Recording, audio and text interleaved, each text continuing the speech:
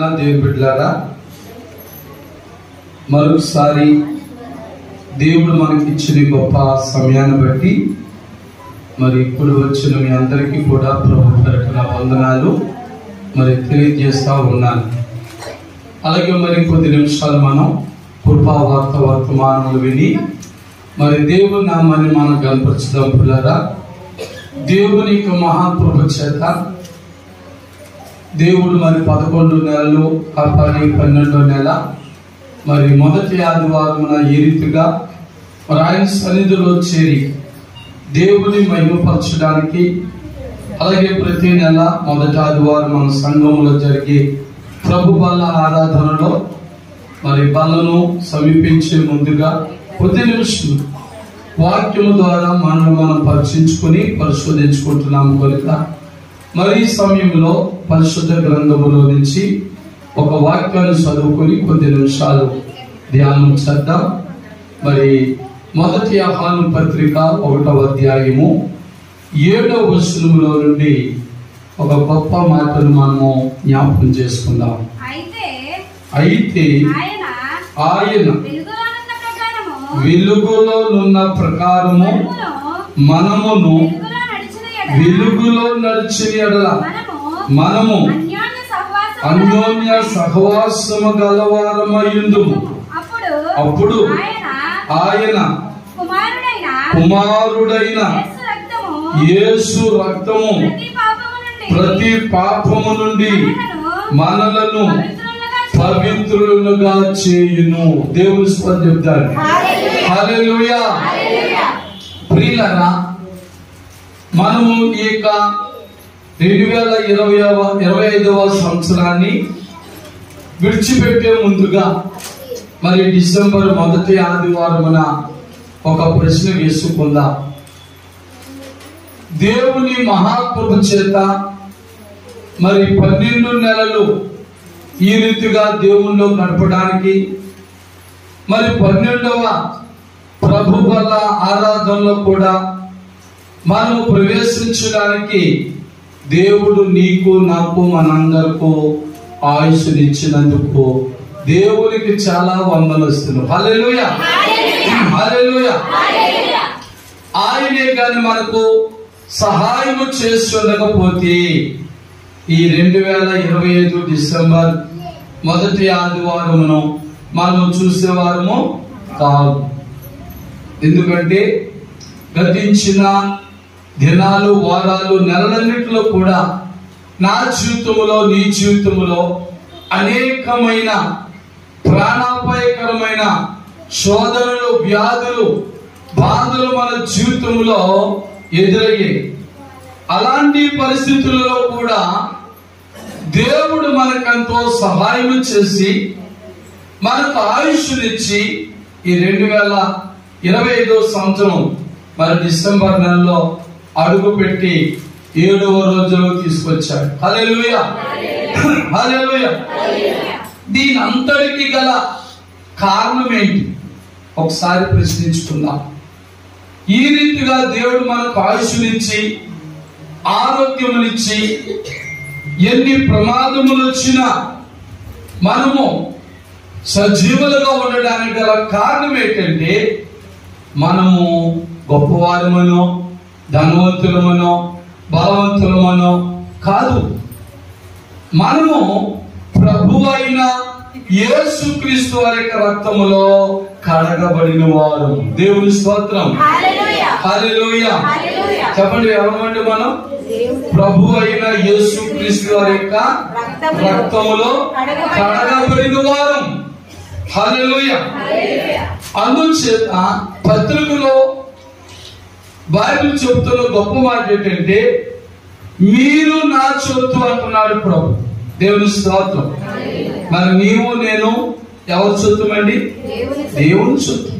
అందరూ కాదు సుమా, లోకంలో ఉన్నవారు అందరూ కాదు.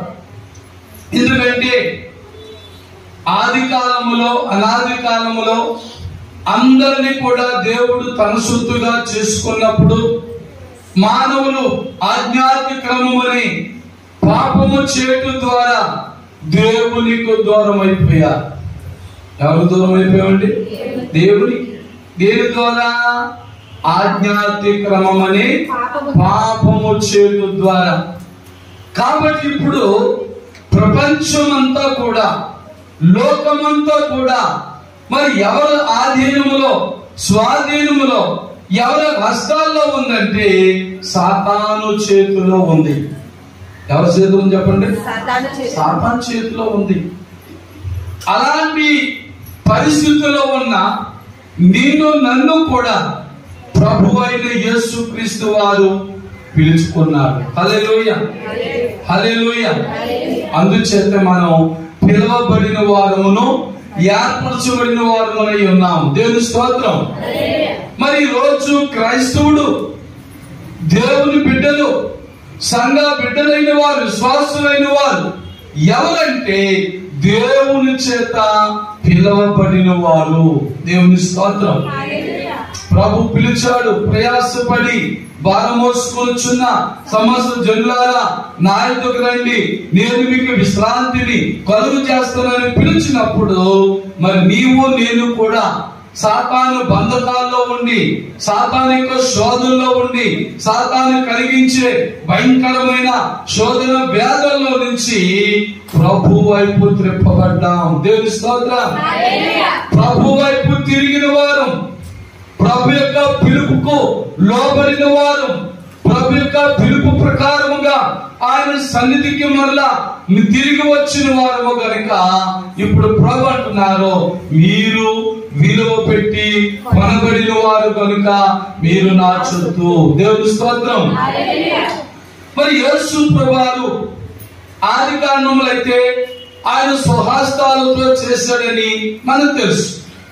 మరలా ఇప్పుడు విలువ పెట్టి కొనబడడం ఏంటి? అందుకే మీకు మాట చెప్పారు, ఆజ్ఞాతిక్రమం అనే పాపము చేత దేవుని దగ్గర నుంచి మరలా మనం సాతానుకి బందీలమైపోయాం. మరి సాతానుకి బందీలమైపోయిన నిన్ను నన్ను కూడా ప్రభువైన యేసుక్రీస్తు వారు ఆయన పిలుచుకొని నీ కొరకు నా కొరకు కూడా ఆయన విలువైన అమూల్యమైన రక్తములో కడిగినాడు. దేవుని స్తోత్రం. ఆ శిలువలో మరణించి నీ కొరకు, నా కొరకు, నీ పాపముల కొరకు, నా పాపముల కొరకు ఆయన శిలువలో రక్తము కార్చి ఆయన అమూల్యమైన, ఆయన విలువైన రక్తము చేత మనలను సంపాదించుకున్నాడు. హల్లెలూయా. అందుకే అక్కడ కొరింథీ పత్రులు అంటారు, మీరు విలువ పెట్టి కొనబడిన వారు కనుక మీరు నా చొత్తు అన్నారు. హల్లెలూయా. ఏంటి విలువ? డబ్బులు ఇచ్చుకున్నాడా? ఆస్తులు ఇచ్చుకున్నాడా? కాదు, ఆయన ప్రాణమునిచ్చి కొన్నాడు. దేవుని స్తోత్రం. ఎందుకు చేస్తారంటే ఆకలేస్తుందంటే భోజనం పెట్టేవారు ఉండొచ్చు, బట్టలు లేవంటే బట్టలు ఇచ్చేవారు ఉండొచ్చు, నీడ లేదంటే పంచను చేర్చుకునే వారు ఉండొచ్చు, కానీ నీ ప్రాణం నా ప్రాణం కూడా పోతుందంటే రక్షించేవారు ఎవరు కూడా లేరు. అయ్యో పాపం అనేవారే తప్ప, అయ్యో గిరగిలా గించుకుంటున్నాడు, చనిపోతున్నారు, అదే రక్షించేవారు ఎవరు లేదా అన్నవారే తప్ప రక్షించేవారు నేను ఉన్నాను అని ఎవరు కూడా లేని లోకంలో. కానీ ప్రభు అయిన యేసుక్రీస్తు వారు నిన్ను నన్ను కూడా రక్షించుకున్నాడు. హల్లెలూయా. మరి క్రిస్మస్ నెలలో మనం మత్తయి సువార్త 1:20 బాగా చదువుతాం. ఏమంటది? ఆయన తన ప్రజలను వారి పాపముల నుండి ఆయనే రక్షించును, ఆయనకు యేసు అని పేరు పెడదు. యేసు అని పేరునకు భాషాంతరంలో దేవుడు మనకు తోడై ఉన్నాడని అర్థం. రక్షకుడు, రక్షకుడు ఆయన రక్షించాడు. దేని నుంచి? పాపము నుంచి. ఎవరు రక్షించలేని పరిస్థితి అది. ఏ మానవుడైనా మనం ఫలానా శోధనలో ఉన్నట్టుగా రక్షించవచ్చేమో గాని పాపము నుండి రక్షించే వారి లోకంలో ఎవరు లేరండి. భార్య భర్తకు, భర్తకు భార్య, తల్లిదండ్రులు పిల్లలకు, పిల్లలు తల్లిదండ్రులకు, అన్నదమ్ములు చెల్లెలకు, చెల్లెలు అక్క చెల్లెలకు ప్రాణం పెట్టుకోలేని దినాలు. అలాంటి భయంకరమైన దినములలో మరి నిన్ను నన్ను కూడా రక్షించడానికి ప్రభువైన యేసుక్రీస్తు వారు శిలువలో తన ప్రాణమును పెట్టి ఆయన పరిశుద్ధమైన రక్తము చేత మరి నీలో నాలో ఉన్నటువంటి ఆ పాపములన్నీ కూడా కడిగి వేసి మనలను వెలపెట్టి కొనుక్కున్నాడు. హల్లెలూయా. ఆయన ప్రాణమునిచ్చి వెలపెట్టి కొనబడిన వారు. కాబట్టి ఇప్పుడు మనము లోక సంబంధులము కాదు, సాతాను సంబంధులము కాదు, మరి ఎవరి సంబంధులు? దేవుని సంబంధులు. దేవుని స్తోత్రం.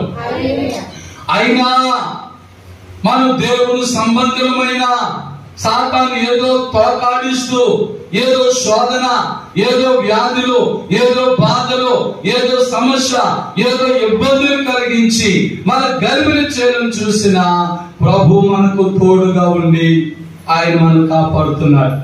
హల్లెలూయా. అలాగే మరి ఈ 2025 సంవత్సరం జనవరి 1వ తారీఖు మొదలుకొని మరి డిసెంబర్ 7వ తారీఖు వరకు కూడా మన జీవితంలో ఎన్నెన్నో సేద అనుభవాలు చూస్తాం, ఎన్నెన్నో మరణపాయాలు చూస్తాం. మరణం అంచుల వరకు వెళ్ళొచ్చిన వారమని ఎన్నో సాక్ష్యంలో చెబుతున్నాం మనం. అయినా మనం మరణము పొందలేకపోవడానికి గల కారణం ఏంటి? నేటి వరకు మనం సజీవులుగా ఉండడానికి గల కారణం ఏంటంటే అది మన అదృష్టమో, మన భార్య అదృష్టమో, మన భర్త అదృష్టమో, మన పిల్లల అదృష్టమో, లేక మన జాతక అదృష్టమో కాదు. దేవుని సొత్తుగా మనం ఉన్నాం. దేవుని స్తోత్రం. దేవుని బిడ్డలుగా మనం ఉన్నాం. దేవుని కుమారులుగా, కుమార్తెలుగా మనం ఉన్నాము. కాబట్టి మనకే శోధన వచ్చినా ఆ శోధన నుంచి ఆయన తప్పించి మనం నిలబెడతా ఉన్నాడు. హల్లెలూయా. ఆయన నిలబెట్టే దేవుడు, పడగొట్టే దేవుడు కాదు. ఆయన మనకే శోధన వచ్చినా, ఏ లోటులు వచ్చినా మనం నిలబెట్టే దేవుడు. అందుకే ఇక్కడ చూడ ఆకలి అంటాడు, అప్పుడు ఆయన తన కుమారుడైన యేసు రక్తము ప్రతి పాపము నుండి మనలను పవిత్రులుగా చేయును. హల్లెలూయా. మరి రోజున మనం పాపముల నుండి పవిత్రులుగా తీర్చబడిన వారు. మనలో పాపము లేదని కాదు, మనం పాపముతో నిండిన మరి నిన్ను నన్ను కూడా ప్రభు యేసు రక్తము మన పవిత్రులుగా చేసింది. హల్లెలూయా. హల్లెలూయా. మరి రోజు మన ఇతరులు ఎంతగానో గౌరవించడానికి గల కారణం మరి ఈ లోకంలో మరి ఎవరు మనం లోకులుగా, లోకానుసారులుగా క్రీస్తులో మనం లేకపోతే ఎవ్వరు మనం లెక్క చేయరు. కానీ క్రీస్తులో ఉన్నాము కనుక ఎంత విలువించాడు ప్రభు. ఇతరులు మనం ఎంతగా గౌరవిస్తున్నారు, ఎంతగా ప్రేమిస్తున్నారు, ఎంతగా అభినందిస్తున్నారు, మనం వెళ్తే ఎంతగా గౌరవంగా మాట్లాడుతున్నారు. ఆలోచించేది పుల్లగా. కారణము మరి నీవు నేను కూడా ప్రభు అయిన క్రీస్తు రక్తములో కడగబడిన వారము. దేవుని స్తోత్రం. హల్లెలూయా. ఒకవేళ మరి నీవు నేను కూడా ప్రభు అయిన క్రీస్తు రక్తంలో కడగబడి ఉండకపోతే మన పరిస్థితి ఏమిటి? ఇప్పటి వరకు మనం బ్రతుకుంది మా గ్యారెంటీ లేదు. దేవుని స్తోత్రం. మన గ్యారెంటీ లేదు మన బ్రతుకు. భూలోకంలో తయారు చేయబడిన ప్రతి వస్తువుకు గ్యారెంటీ ఉంది, కానీ ఎవరి గ్యారెంటీ లేదు? మనిషి జీవితానికి గ్యారెంటీ లేదు. డాక్టర్ గారి దగ్గరికి వెళ్ళినా గ్యారెంటీ ఇవ్వలేకపోతున్నారు. దేవుని స్తోత్రం. డాక్టర్ గారు అంటున్నారు, వైద్యం చేయడం మా వంతు కానీ బ్రతికించడం మా వంతు కాదు అంటున్నారు. దేవుని స్తోత్రం. బ్రతికించువాడు దేవుడు. మనం హాస్పిటల్కి వెళ్ళినా డాక్టర్ గారిలో ఉండి మన వ్యాధికి తగిన మందులు రాయడం, ఇంజక్షన్లు చేయడం, వైద్యం చేయడం, ఆపరేషన్లు చేయడం అనేటువంటిది దేవుని ద్వారా జరుగుతా ఉంది. హల్లెలూయా. హల్లెలూయా. లేకపోతే ఎన్ని ఆపరేషన్లు తేడా రాలేదండి, ఎన్ని ఆపరేషన్లు మరలా తిరిగి చేయడం లేదండి. కానీ దేవుడు నిన్ను నన్ను కూడా ఎంతగా బ్రతికిస్తా ఉన్నాడు. డాక్టర్లు ఒకవేళ తేడాగా ఆపరేషన్ చేసిన, తేడాగా మందులు ఇచ్చిన, అశ్రద్ధగా మనం పరీక్షించిన, దేవుడు మనకు ఆయుష్ ఇచ్చాడు కనుక ఏది మనకు వికటించటం లేదు. దేవుని స్తోత్రం, హల్లెలూయా. దేవుని బిడ్డలారా, చాలా మంది మందులు వేసుకుని చనిపోతున్నారు. మందులు పడతలేదు అంటున్నారు, మందులు వేసుకుంటే రియాక్షన్ వచ్చేస్తుంది అంటున్నారు, ఎలర్జీ వచ్చేస్తుంది అంటున్నారు, రకరకాల మాటలు వింటున్నాం. కానీ మనలో ఉన్నది క్రీస్తు రక్తము. హల్లెలూయా.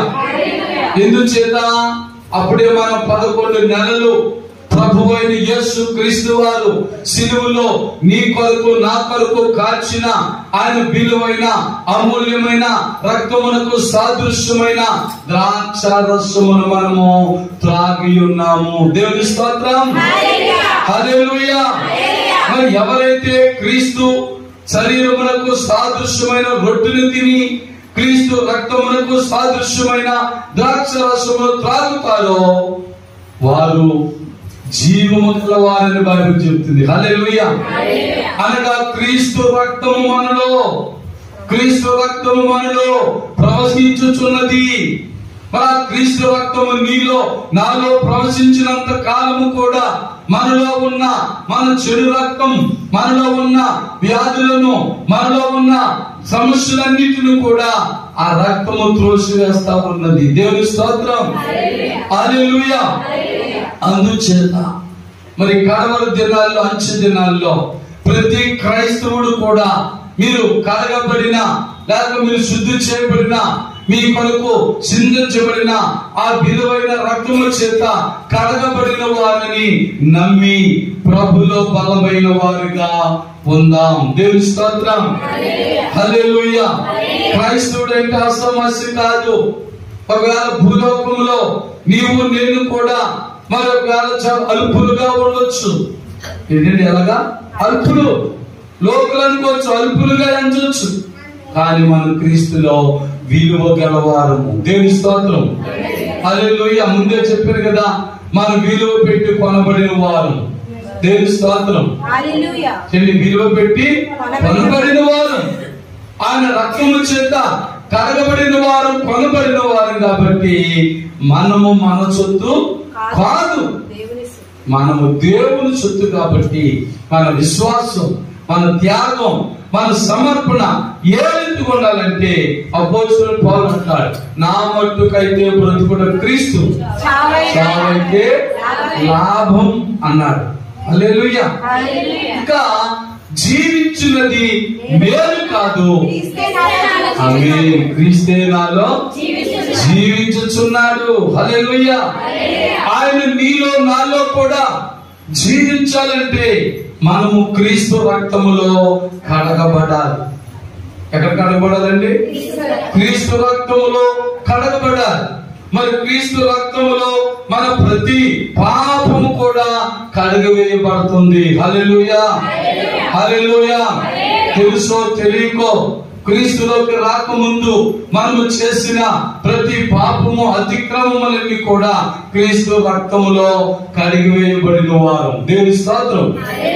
అందుచేత ప్రభు రాకడ చాలా సమీపముగా దగ్గరలో పొందగలిగినప్పుడులారా ఇంకా ఎవరైనా క్రీస్తు రక్తములో కడగబడిన వారు ఉన్నట్లయితే వారు ఈ సంవత్సరము పోకుండానే, నూతన సంవత్సరంలోనికి రాకుండానే మరి బాప్తిస్మం పొందిన వారు, రక్షణ పొందిన వారు ప్రతి వారు కూడా త్వరితముగా రక్షణ పొందాలి, బాప్తిస్మం పొందాలి. దేవుని స్తోత్రం.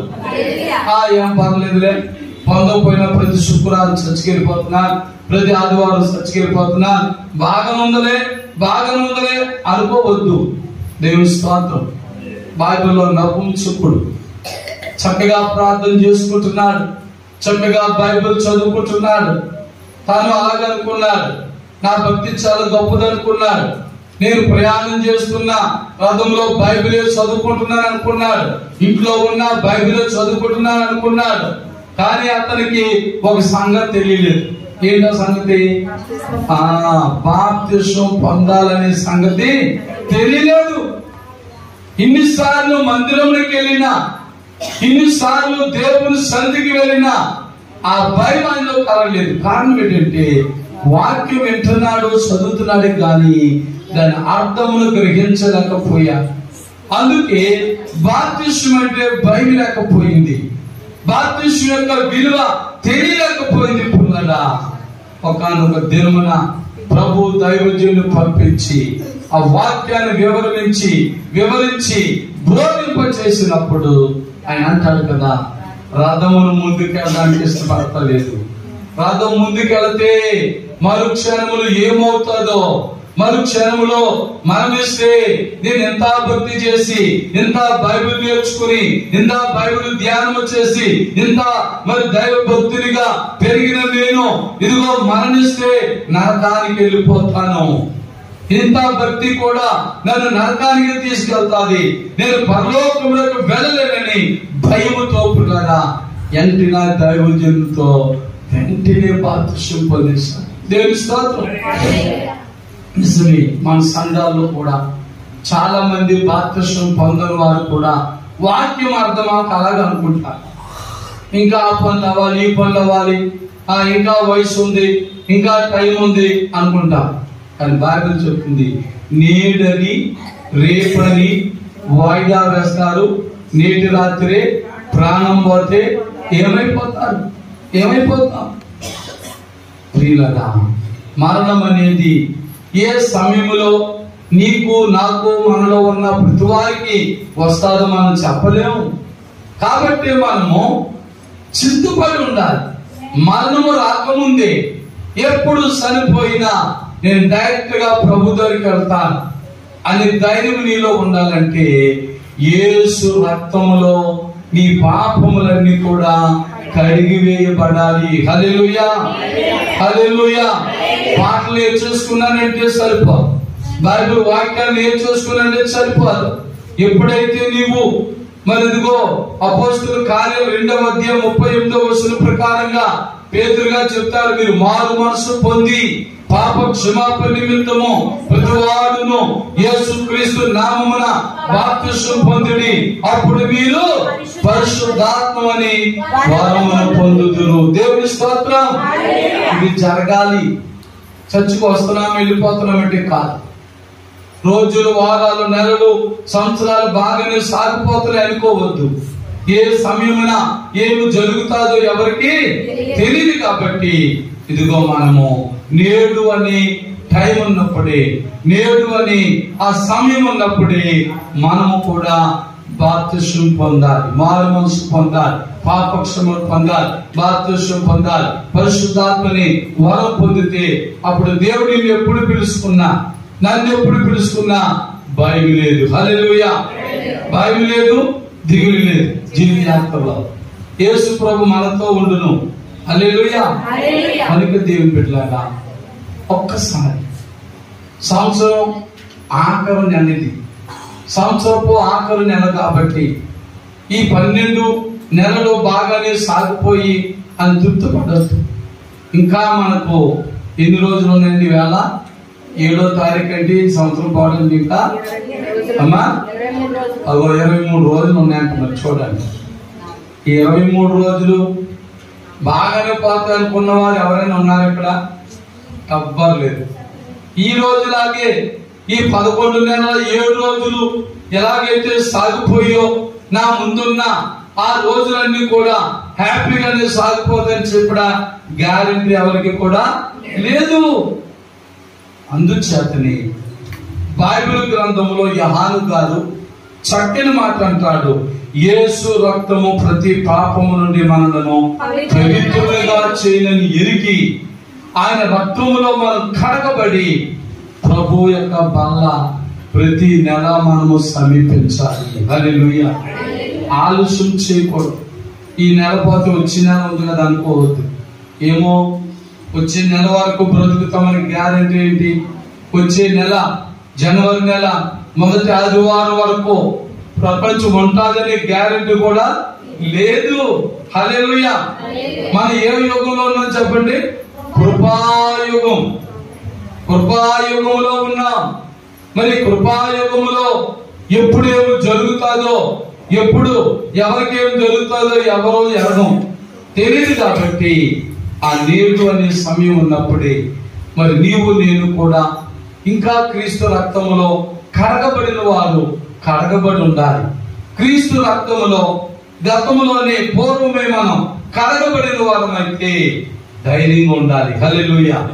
మరలా మన జీవితానికి, మన ఆత్మీయ జీవితానికి, మన భక్తి జీవితానికి, మన ప్రార్థన జీవితానికి మలిని అంటుకోకుండా, ఆ మచ్చ డాగులు అంటుకోకుండా జాగ్రత్తగా ప్రతి శుక్రవారం, ఆదివారం, బుధవారం దేవుని సన్నిధికి వచ్చి వాక్యం అనే నీటిలో ఉదక స్నానం చేసుకుంటూ మన ఆత్మీయ జీవితానికి రక్షణ అనే వస్త్రాన్ని కట్టిన ప్రతి మలినాన్ని కూడా, ప్రతి డాగులు కూడా దేవుని వాక్యం అనే నీటితో కడుగుకోవాలి. దేవుని స్తోత్రం.